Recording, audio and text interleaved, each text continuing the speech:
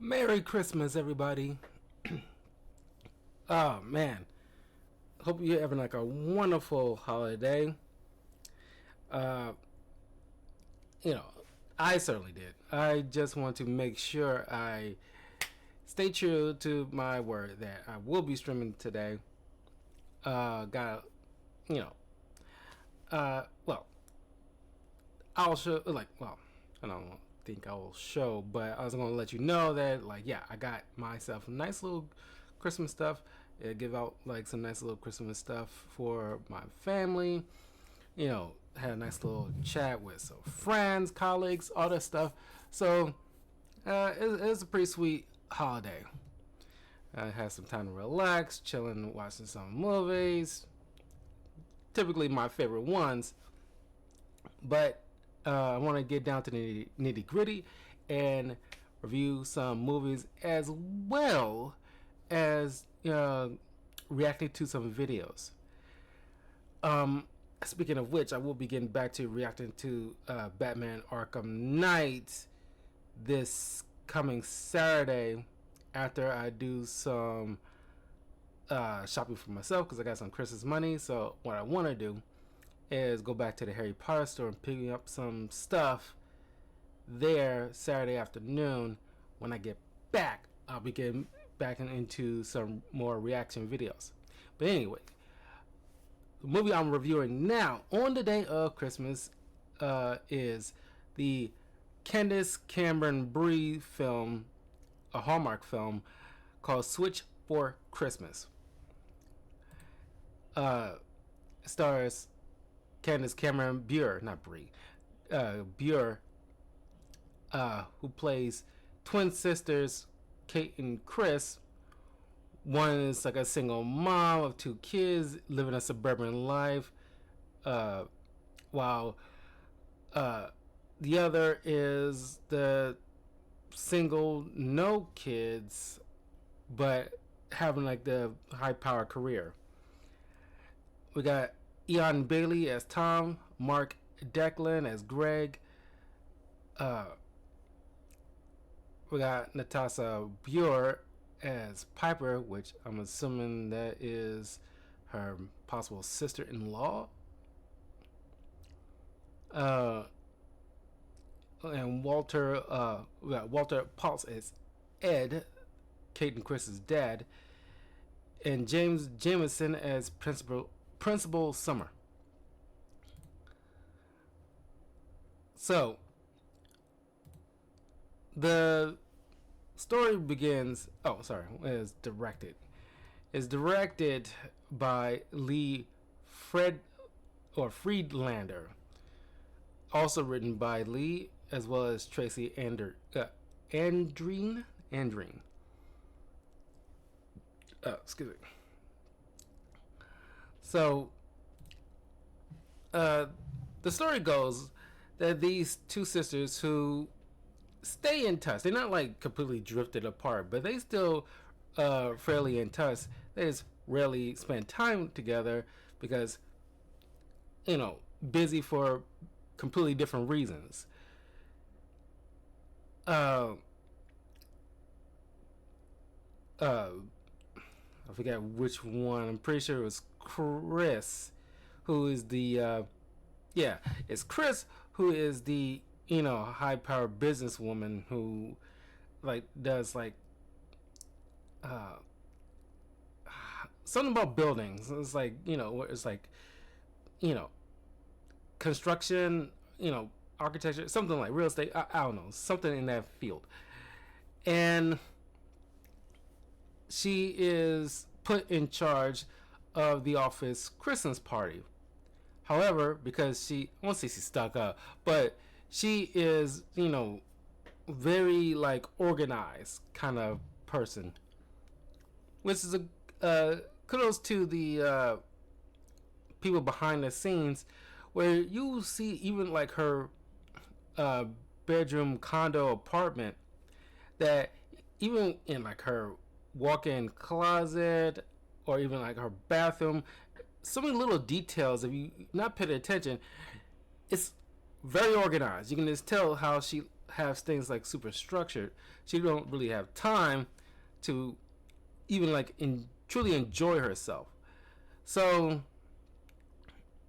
as opposed to Kate, who is not as organized. She got like a chaotic order to her life, where well, you look at it like their respective refrigerators. You can tell a lot about a person's refrigerator, what they have inside. You can tell a lot about a person by what's inside their refrigerator. Chris is like all like health conscious, super organized, and all these different Tupperwares and all these like what do you call those health smoothie things, all that stuff. While you see Kate, because she has two teenagers, a boy and a girl, her stuff seems more shoved in, where it's like stuff just piling on top of each other. This is like it's whatever. Um, Obviously, single moms or just parents in general don't have the necessary luxury of trying to get like super health conscious. It's like you gotta feed kids. They tend to be like growing up like weeds. You gotta make sure they stuff them with food. You need to feed them healthy stuff, mind you, obviously. But you know, sometimes you don't get the luxury of trying to do like a balanced breakfast type of style. But I applaud the movie for like making sure we understand, like not so subtle, without having to be spelled out, what these people's lives are like and how they run it completely differently. But Kate is also is helping because she's like a teacher at the uh, I forgot the little small town name, Little or Lute, something with an L. This town where they're from.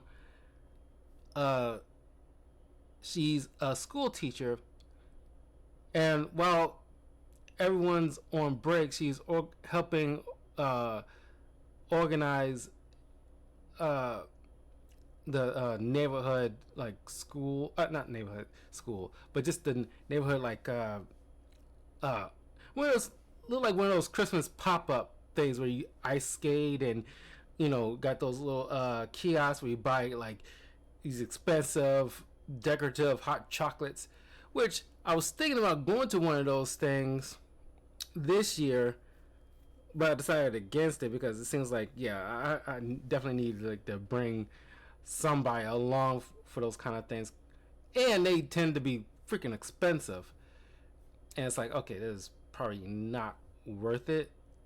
But maybe I ain't saying I ain't gonna want to go to one of these things, but as it stands right now, it's gonna probably have to wait at some point when the time is right. Um, so she is tasked to trying to help because there's like a father, a single father who's moving into town with his son, enrolling his kid into the school in the middle, well, like halfway through. He's probably going to be officially enrolled when the winter break is over. But he's making this big donation to help like spruce up the event. Kate has some. This part was weird. Kate has some ideas because she loves Christmas. She likes decorating, all that stuff. She really goes all out.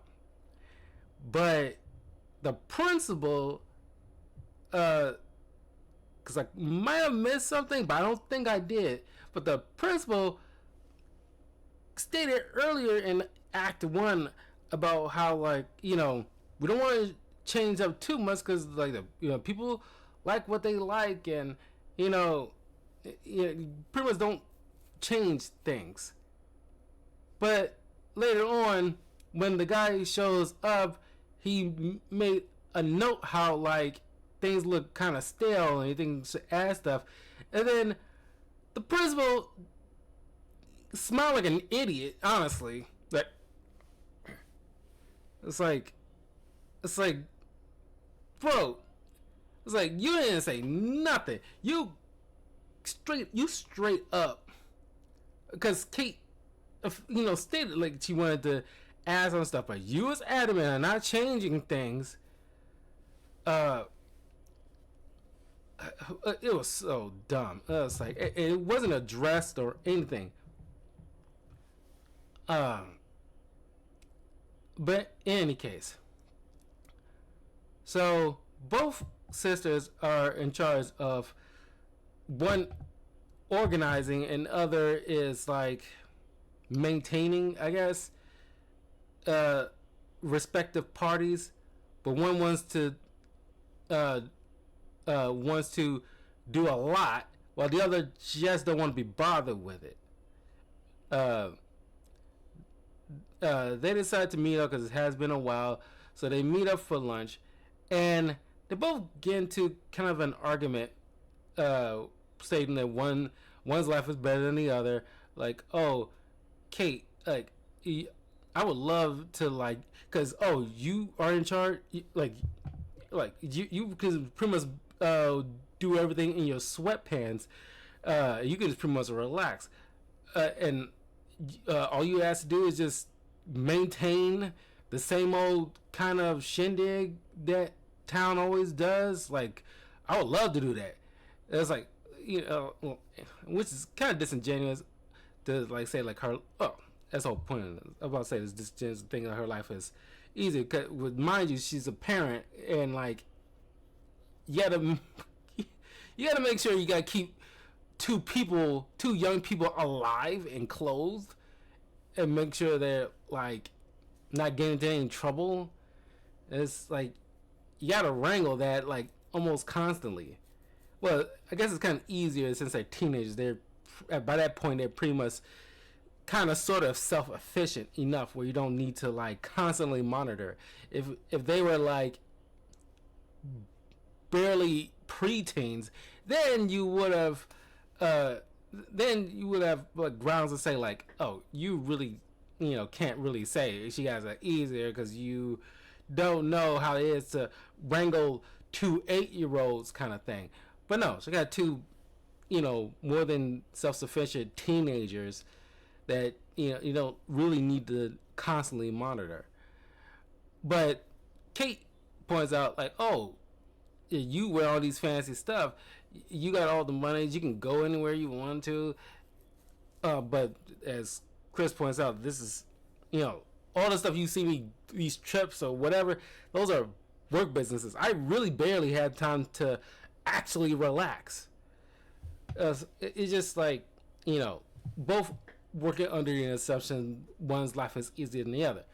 So um Chris points out, or at least brings up about a situation in their past where they pulled this stunt back when they're younger and their mother was still alive, that they switch lives to as like a prank, and the mom kind of busted them on it years ago, so they decided to do it again, at least up until like their respective parties is over, and just to see each other's lives are like. So they change clothes, they go to their respective little parts of their lives with like different organizers. Kate gives Chris like a sticky note with like a list of stuff, while Chris emails her like this color coded organized bullet point list of what which she need to expect. But they both thought, okay, they shouldn't run into any kind of crazy X factors because school's out, so you don't have to worry about teaching, and there's no business meetings to concern her, for Kate to concern herself with. So her main focus is the party, so she don't have to worry about messing up her day-to-day job. Uh, but curveball ensues when both ladies meet up with these hunky dudes.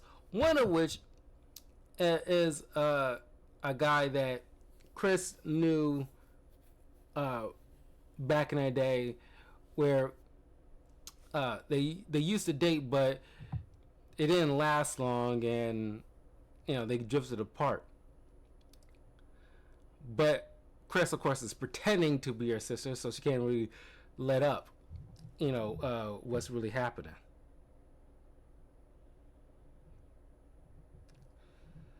But of course, the dad kind of sees that right through all that stuff, because of course, even if you have twin kids, after some period, you can be able to tell them apart from each other.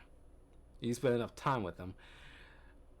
But um, the two hunky guys, we got the single dad, Tom, and then which I think personally is kind of like a weak link to me, in my opinion, Greg, played by Mark, who seems too, like, I don't know, like, I want to say over the top, but he's like super eager. He's like constantly smiling, uh, and he's like, uh, dude, I mean, he is like that. I hate to use this term because I think it's so overused and stupid. Love bombing. I think this dude goes like all in on love. Like one of those goofy people that like to say, "I love love." Like, shut up. I hate it when people use that term, love, love. I love love. Like, shut up. You drunk too much of that romantic comedy Kool-Aid. There needs to be like a healthy dose of that stuff. I'm not saying like, you should hate love, but like the whole love's love. It's like you can be charmed by love. You can like say like there's some novelty to it. Just like, yeah, you respect it.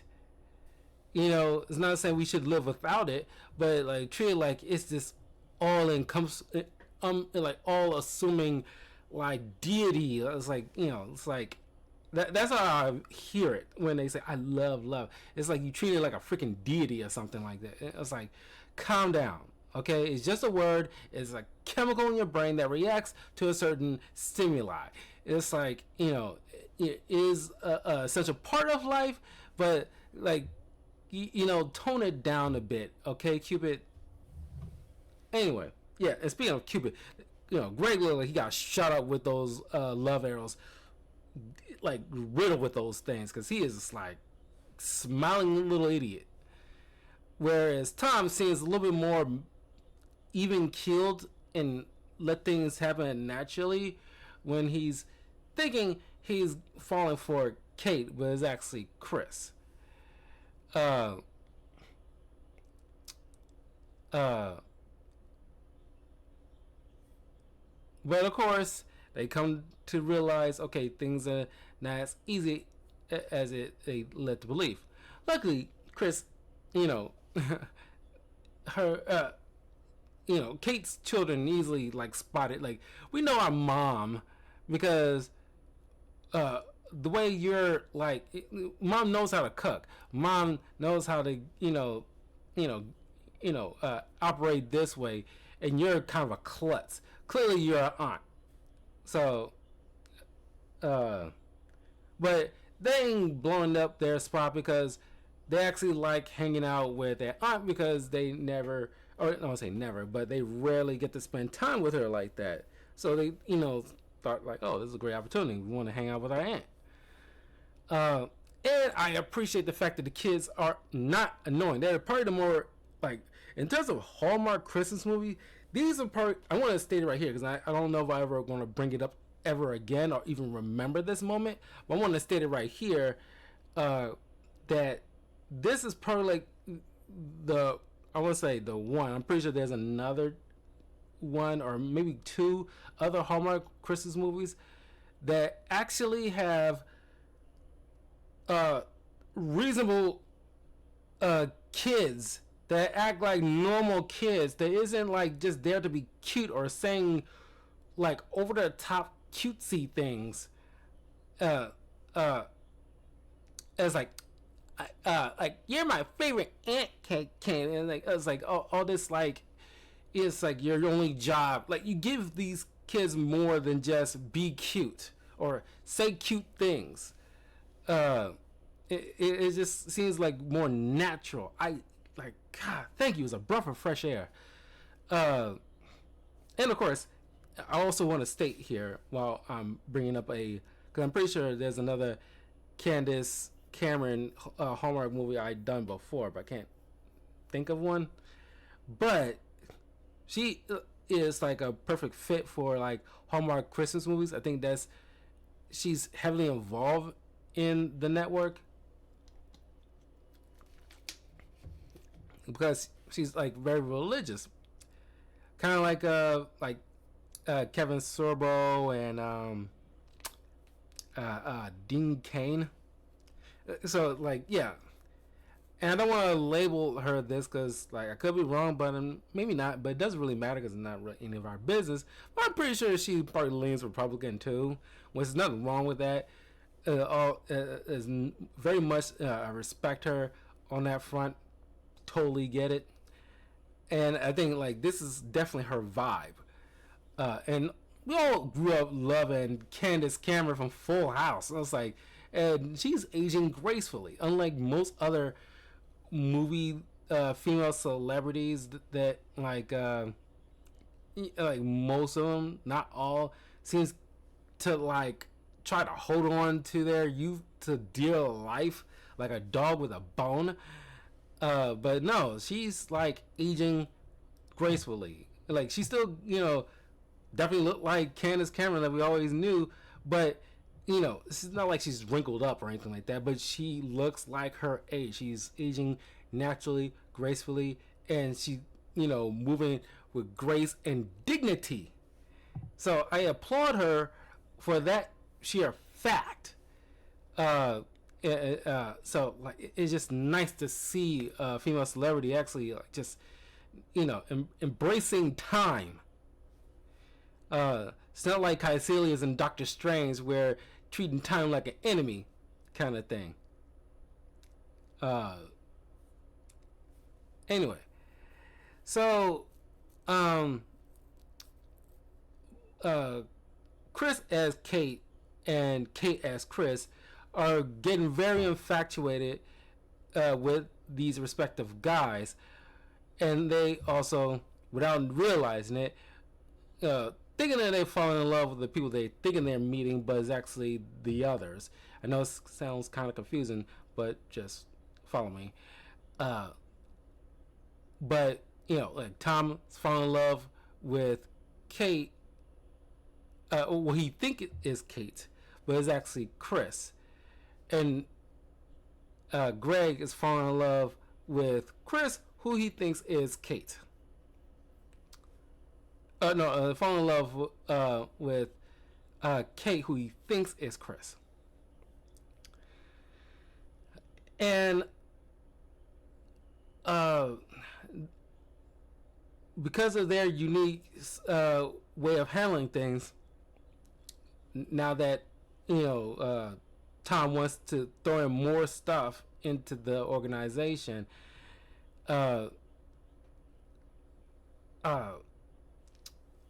Chris is finally realizing, she has more respect for like decorating and embracing the holiday stuff, because as we learn later, I guess she kind of fell off of that a little bit, and after high school she started to move away into the city because after losing their mom, she kind of like, okay, I don't need to do all this extra stuff. That's more of like a Kate and mom thing, and it was the only reason I even pitched in. But I'm just following my career path, and I'm just not focused on that. now that she kind of step away, she can actually see like the wonder and the joy it brings and family and community, and that kind of brings her out of this shell she was in. And of course the hunky guy kind of helps too, I guess. um, uh, and of course Kate, ended up respecting her sister's livelihood, because especially after a surprise meeting by this guy Jasper, who is the big client of Chris's. And of course they do the whole cliche of put the Bluetooth in your ear and I'll tell you what to do. It's kind of like with, Michael Keaton Multiplicity, except they didn't have Bluetooth back then. It was the early '90s, so he got kind of go back and forth making a phone call just to get like the answers. But it's like a obviously more updated version of that, where you can easily kind of like feed the answers.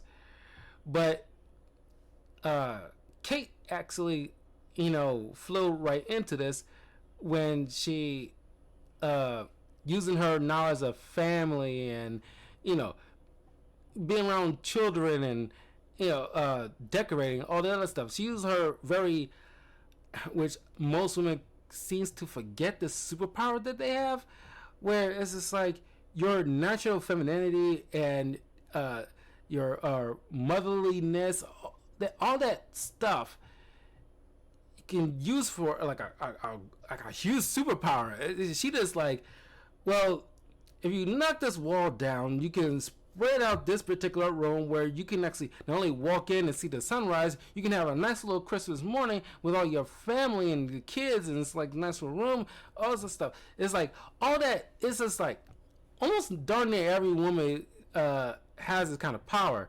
It's just kind of passed. It's supposed to be kind of passed down from grandmother to daughter, grandmother to mother to daughter kind of thing, where they got was kind of like just muscle memory. Very rare nowadays that women just not only taught that, actually put that in practice.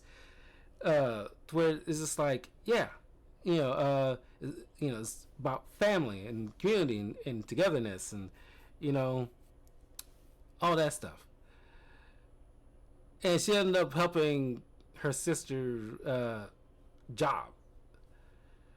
And she comes to learn to respect that, yeah, that's not easy. Sometimes you have to wing it and know what you're doing, and it's like, yeah, these big clients, you gotta, this is not like something that you can just like, she got lucky, to be fair, but she come to respect, like, yeah, this is like crazy what you do, and you pretty much have to like put out like fire. They both understand, they both understand, they both gotta put out different fires, different kinds of fires. So yeah, that's the whole point of the film, to appreciate the kind of life that you're living, and respecting the other lives of your families. But at of course, the Halloween Christmas not Halloween, the office Christmas party went off without a hitch. Greg expresses his love for who you think is Chris, but she kind of backs off because her and sister earlier agreed, like, okay, this is getting too crazy because we can't. It's irresponsible to mislead these guys, so we shouldn't like involve ourselves. So they decided, okay, we're gonna back off and keep our distance. But it's already too late. These guys completely fell for these girls, and thank goodness there aren't. Well, there's still a little hints there. It's still, like the Hallmark Christmas movie formula has got these supporting characters constantly pushing the main characters. I see you two together, and like there's a spark. It's like barely know these people. Like there's still hints of that there, but unlike most other Hallmark Christmas movies, there isn't like a hammering it home, like hit you over the head with it kind of thing. It's like at the very least, don't push it. You can still have it there, It's just like one time mention it, and then just leave it be. You know, there's already too much stuff going on in most of these films already. You don't need to have like, you know, all like, ooh, it's like you. I can see some spark there. Like, shut up. Anyway, uh, uh, uh, they end up going and meeting back up at the uh, neighborhood block party kind of thing, and they had a little heart to heart, and they pretty much going back to their respective lives. But then, of course, the dudes end up showing up, and Greg, and this is where like I find like, you know, Greg's the biggest like thing I do not like in this movie, where no reasonable dude just, especially not this day and age, because this came out in 2017. Now, mind you, this is a couple years before the whole Me Too Harvey Weinstein thing going on. So, uh, so you can still kind of, because mind you, I think I had this chat in a video before about like, there's no, it's rare to see in movies and TV shows nowadays where the guy do the initiating of the kiss, because you always gotta, because you know people are scared behind the scenes to allow like uh uh uh, a man to initiate the gesture, because that's a natural thing. Because, but it's kind of false propaganda to put out in movies and TV shows for the woman to do the initiating of the kiss or ripping off the guy's clothes, because it seems like it makes you they think it makes the woman the women watching to feel at ease, doesn't feel like, you know, aggressive that way for some reason, like women can't be aggressive either or something. But it's just trying to like not ruffle any feathers. But in the real world, women for the most part want the guy to initiate. Otherwise they either feel like they feel ugly, or something wrong with the guy, or if the guy must be gay or something. They make all these weird assumptions because they wait for the guy to make the first move. There's the natural reaction to at least the female male dynamic, and that's not what's portrayed a lot of times in movies and TV shows nowadays ever since Me Too. I just gotta point that out here. So although it is refreshing to see something like that, at the same time, the way he did it seems way over the top and not anything like will be in the real world, where you just come on in and you see the girl that you like. Yeah, sure, you had chemistry and everything like that, but you know, she wouldn't like, she will, even back then, no matter how, they could easily turn a girl off if you make the slightest wrong move or say the slightest wrong thing. I don't care. Like all the initial chemistry stuff can step away like Thanos dusting people, just like that. So he coming in like, I was like, bro, it's like, do you have any guy friends or any male figures in your family or something like that ever taught you how like to act towards the women? That's what like I want to bring up earlier about Greg.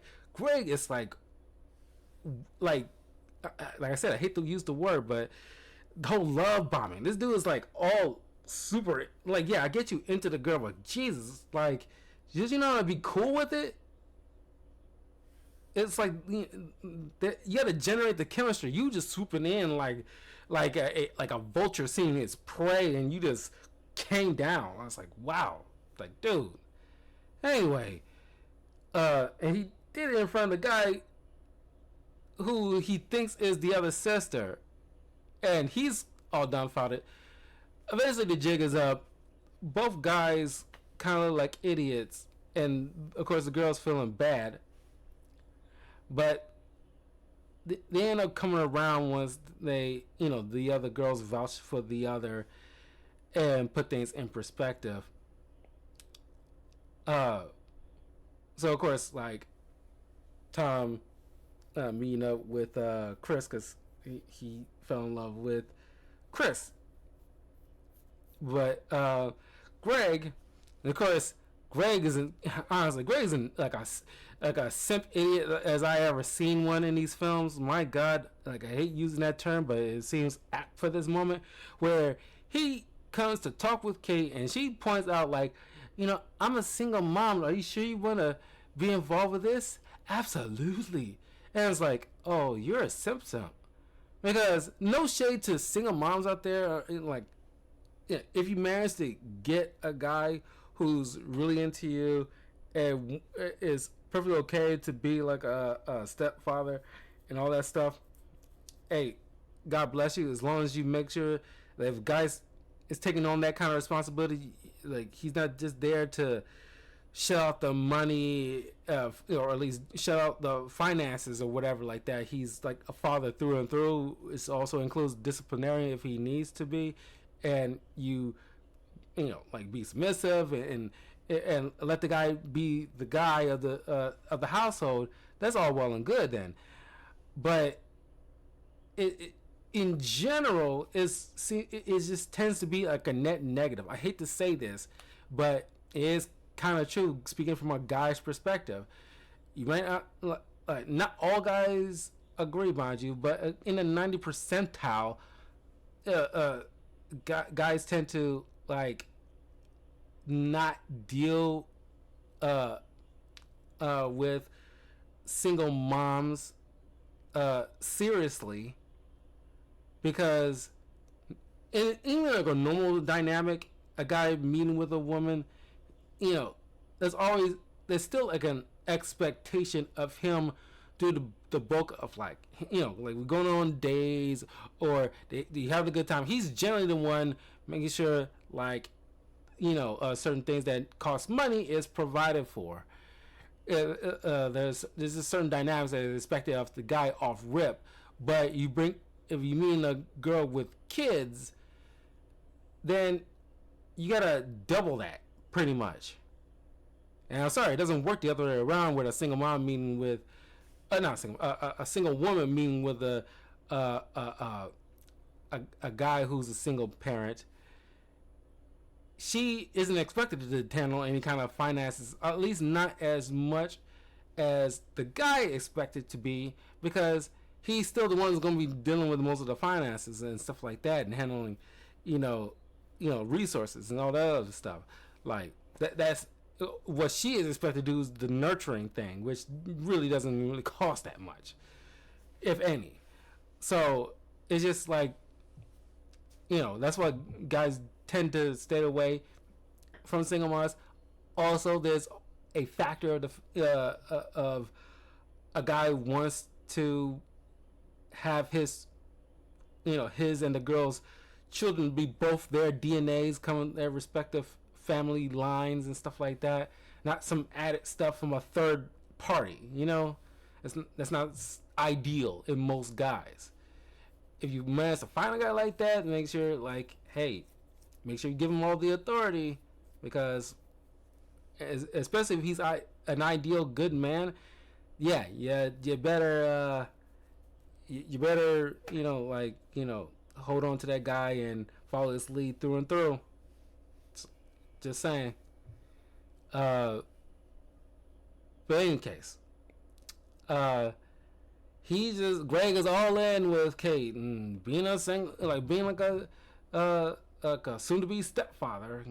I'm pretty sure if this storyline continued, if it had like a sequel, I'm pretty sure he within like a year time he's already like the new stepdad. And matter of fact, I can predict if there was a sequel to this, I can predict like next one the kids are the storyline in her life is the kids trying to adjust being with this new stepfather and trying to adjust. I used to do this stuff with my dad, and he's barely around, and it's like he's trying to live up and like just be there for the kids. It's that song and dance. You can just kind of predict that kind of stuff. Anyway, I don't think too hard into this film. Like I said, I watched too many movies, especially Hallmark Christmas movie, mind you, because they tend to be a guilty pleasure for me every Christmas season. Like I tend to want to watch them, even though most of them are crap. But in any case, uh, everything wraps up with a nice little bow, and they got their respective guys, and they have like a nice Christmas as a family. And I'm pretty sure Chris decides to like kind of move back in town from the big city because after that whole dialogue she had with Tom in like the second act, as he showed his kind of appreciation for small town living, she through his eyes kind of understand what she had when she was growing up, where she didn't appreciate back then. So it's kind of like, yeah, nice little happy little family. And that was Fish for Christmas. It's a charming film. Like I said, there's some good moments in here. The acting is pretty good. Like I said, like my biggest fault is probably the Greg character. Certain decisions that and moves he does like seems kind of odd. Now I'm thinking about it, it seems like kind of easy for them to get away with the switch because most people that they sure, like you can say they're coworkers. I mean, Chris's coworkers. You can get away with them not knowing that she has a twin sister, but there's people back in a small town. Most of them should be fully aware because most towns tend to like know a lot of business. They should fully be aware that Kate has a twin sister. And if this old boyfriend coming back into the picture, he should already. It seems like a too easy of an excuse he kind of threw in. Like, oh, they only dated for a little while. You mean to tell me that? I'm pretty sure they went to school together. You mean to tell me he has no clue? They dated for such a short period of time. He had no clue, unless you're trying to infer they had like a one night stand. Then there'll be a different story. But it's a Hallmark Christmas movie, kind of Christian based kind of platform. Doubt they would like have that kind of thing in there because they probably wouldn't believe that stuff, or their viewers wouldn't appreciate that kind of stuff. Even though that does happen a lot of times in the secular kind of world. But besides all that, you mean to tell me this man, outside of a one night stand possibility, did not know his short lived girlfriend doesn't have a twin sister? That seems like an easy out just to avoid getting caught by this dude. Otherwise, he should at least ask about the sister or whatever. It just seems like certain things seems kind of easy to kind of work out for them. Kind of like Joker in The Dark Knight. Things, sure, he plans out pretty smart stuff, but there are times, little moments here and there where it seems like it kind of worked out for him just by the sheer the world demanded it kind of thing. But that's just my thoughts on Christmas, Switch for Christmas. But if you watch this, please let me know what you guys think. And I'm pretty sure, if you have like a Candace Cameron film that you think I should watch, because I don't know if I watched or reviewed any other Candace Cameron, especially Christmas films, on the channel yet. But if there's one that you think I should check out, please leave a comment below and let me know which ones, so I can put it for a list for next Christmas.